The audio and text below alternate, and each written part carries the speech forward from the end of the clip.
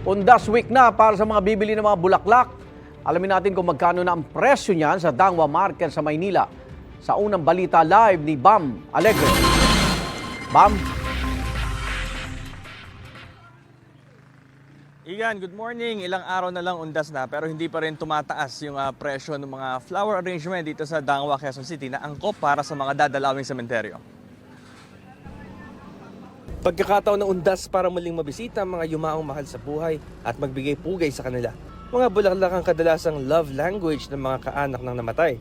Dito sa Dangwa sa Quezon City, handa na mga flower arrangement para sa undas. Abot kaya pa ang mga ito at hindi pa sumisipa ang presyo para sa papalapit na holiday. Ang pinakamaliit centerpiece kung tawagin 100 pesos. Presidential naman ang nasa basket for 150 pesos. One side ang tawag sa mga pahaba at makukulay na mga bulaklak na ito, 700 pesos. At ang magarbong spray na pinapangunahan ng Stargazer, mayabong na bungkos ng mga bulaklak, 1,500 pesos.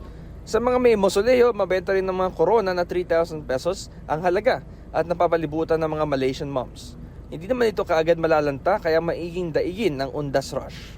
Hindi naman kasi mga matitibay naman yung nilalagay sa mga kagaya nito. Yung araw usually tumataas yung mga bulaklak pang undas, sir. Ano na po yan, mga 31, tapos pitsaw na po.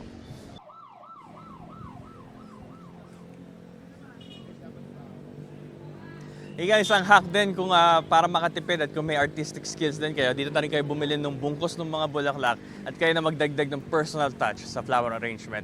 Ito ang unang balita mula rito sa Dangwa, Bam Alegre para sa GMA Integrated News.